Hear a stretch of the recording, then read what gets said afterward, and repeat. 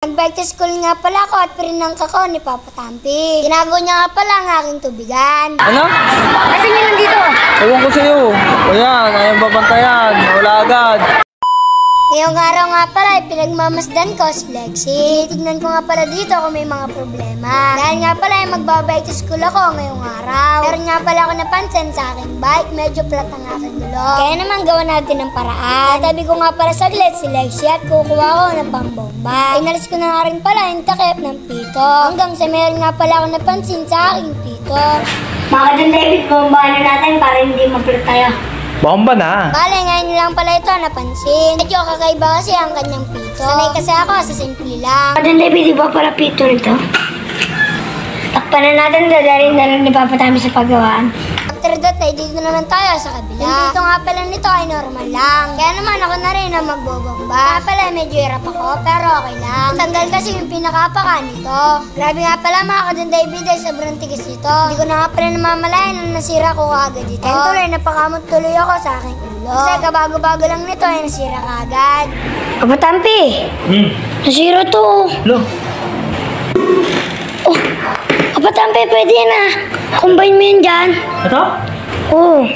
Oo ano? Pambomba? Ito sira. Ko lang. Oo nga, sira nga. Combine natin dito para sa man siya, no? Oo. Oo.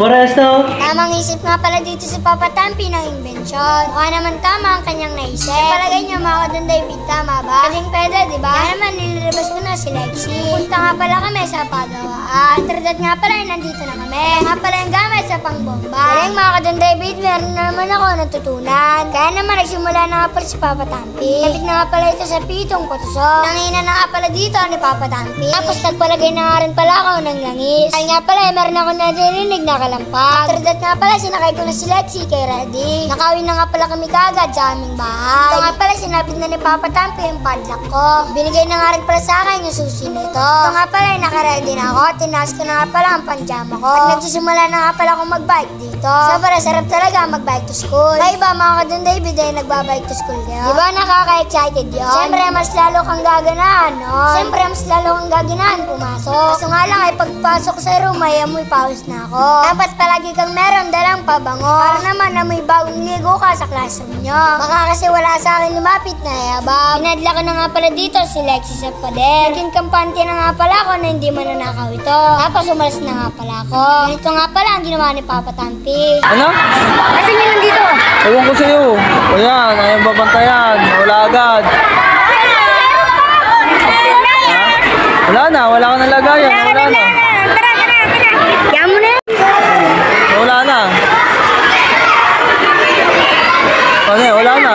Hindi ko nga alam. Ay, bibilang eh. After that nga pala, iuwi na ni Tampo. Kaya naman susundin ko na nga pala siya. Sobrang siya nga pala dito ni Tampo dahil nga pala sobrang dami niyang staff. Hanggang dito na lang ang aking story. Paalam, bukas ulit.